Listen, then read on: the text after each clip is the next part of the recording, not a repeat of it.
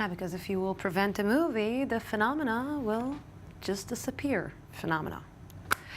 Unbelievable. As the Jewish people are celebrating Sukkot, the Feast of Booths, I24 News correspondent Shapira brings us the story of Charlotte Bergman, a woman who lived inside the Israel Museum for around 30 years. Now, 12 years after she died, the museum is giving a glimpse into her extraordinary life and her collection, including 50 ceramic art pieces of Picasso. How many times have people told you that your house is like a museum? Well, for Charlotte Bergman, this was literally the case. She lived for 30 years inside the Israel Museum in Jerusalem. Now, 12 years after her death, and according to her will, the museum is opening its doors to one of its most interesting sections, the Bergman house.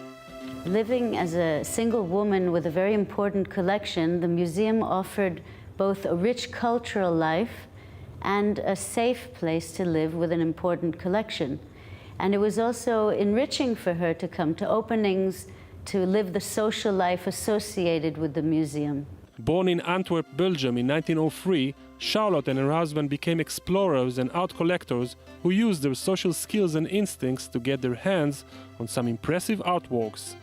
She bought a lot of the works from artists when they really weren't very well known. She knew these people in their 20s and 30s. She bought her first Henry Moore just for a few dollars, and she said that he shook with excitement that he sold something. In the early 1970s, Charlotte and legendary Jerusalem mayor Teddy Kollek made a pact. He'd let her live inside the museum, perhaps the most suitable place to safeguard her collection, and in return she'd leave her impressive hoard, which included 50 pieces of ceramic art by Pablo Picasso and sculptures by Henry Moore, to the museum. And she had a birthday party, which was quite famous every year, where she would sit on the terrace like a queen, receiving her guests. The Renoir has much more the impressionist dabs of light that he doesn't do so much here, much more green. Despite her isolation from the outside world, Charlotte Bergman had a fascinating and overwhelming life, perhaps more than most of those who just visited the museum. She can in fact be compared to the works of art exhibited in it. And from art to music, as